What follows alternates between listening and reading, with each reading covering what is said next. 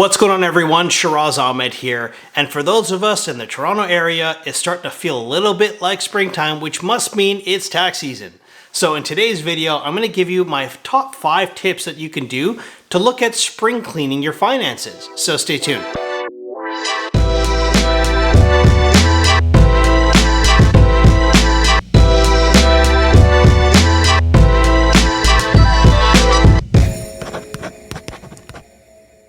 Alright, welcome back everyone. Now, I don't know about you, but usually every spring I tend to go into my closet to try to figure out what still fits and what doesn't, and I tend to do a little bit of a spring cleaning. So for today's video, let's look into how you can spring clean your own financial closet.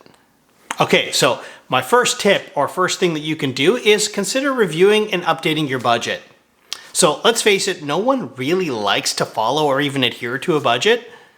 Given the absolute crazy inflation situation we're all experiencing right now, it's probably one of the best things that people can do. So now, if you don't have a budget, this is about as good a time as any is to consider creating one. But I'm actually going to make a separate video on some best practices on creating a budget, so stay tuned for that.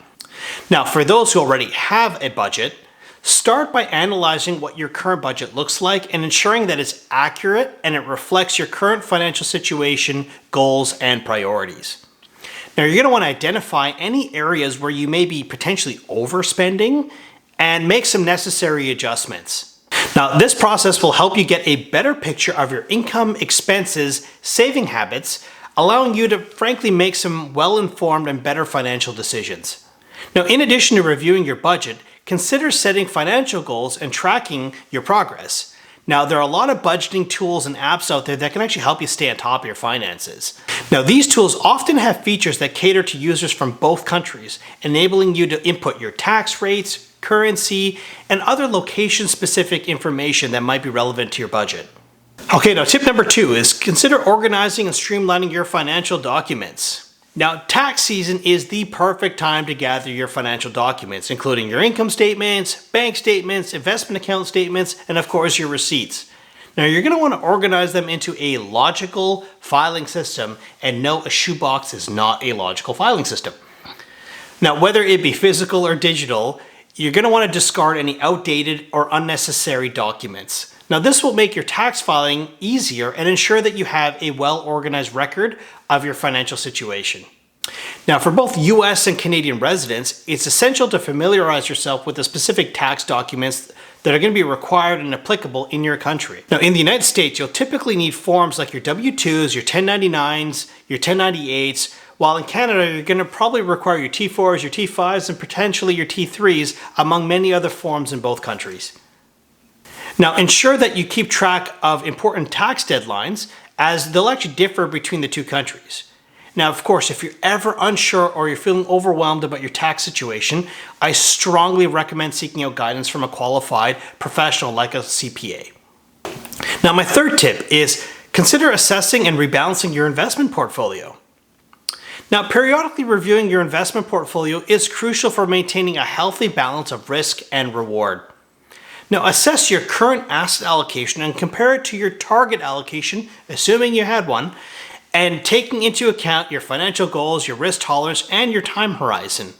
Now, if necessary, rebalance your portfolio to bring it back in line with what your target allocation should be, making sure to consider any tax implication if you're selling any assets. Now, for investors in both countries, it's really important for you to be aware of different investment options that are available, such as stocks in either Canada and the United States, international stocks, fixed income and bonds, or even cash and cash equivalents. There are also mutual funds and ETFs and even structured notes, to list just a few. It's really important that you understand the tax implications of each of these investment types in your country of residence. Again, if you're ever starting to feel like this is becoming a bit more onerous than you probably originally planned, consider seeking out help from a qualified financial professional. Okay, so tip number 4, which is to maximize your tax advantage accounts. So take advantage of tax advantage accounts like IRAs and 401ks for US residents and RSPs and TFSAs for the Canadian residents. Now, contributing the maximum allowable amount, assuming you can afford to do so, to these accounts not only helps you for retirement, but it also can potentially help you reduce your taxable income. Now, if you've already contributed the maximum amount, consider looking for other tax saving opportunities, such as tax loss harvesting in your taxable investment accounts. Now, in the United States, you might also want to consider using the health spending account for your medical expenses. And for any Canadian resident, you also want to look at registered education savings plans, or RESPs, for your kids' education savings. Now, each country is going to have its own set of rules and contribution limits for these accounts, so it's important to familiarize yourself with the specifics and ensure that you're optimizing your contributions. All right, now tip number 5, which is to create and update your financial plan.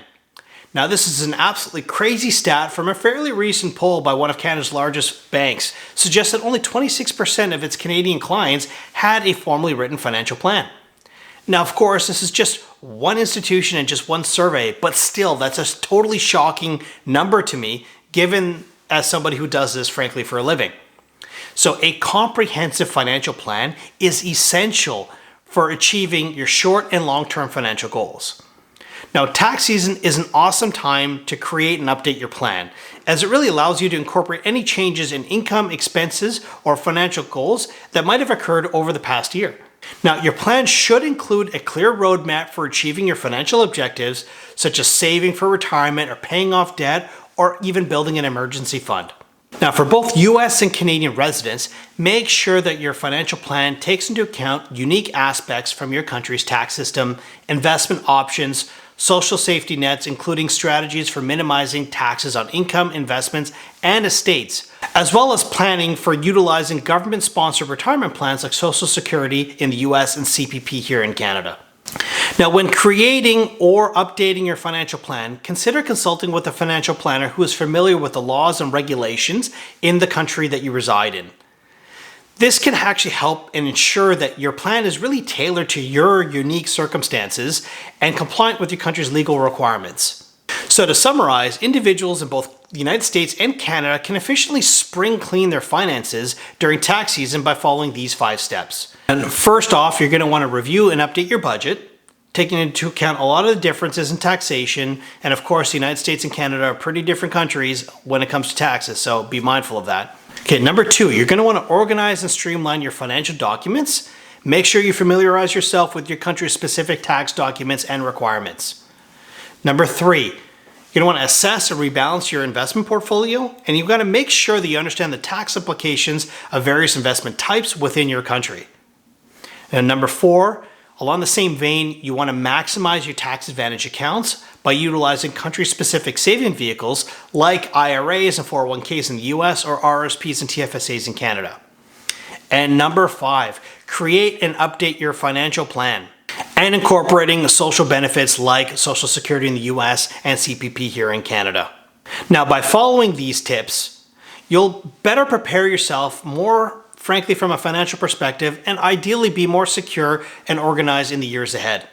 Remember, each individual's financial situation is unique, and it's essential to seek out professional advice tailored to your specific circumstances and goals. Now, I want to thank you all for staying until the end of this video. Please consider hitting that like and subscribe button if you appreciate the content that I've been creating. If you also hit the bell icon, you'll be notified the next time that I upload a video. I'm also going to put my contact information at the end of this video. Please drop me a line if you have any content requests or any individual questions. Until next time, please stay safe out there. Bye for now.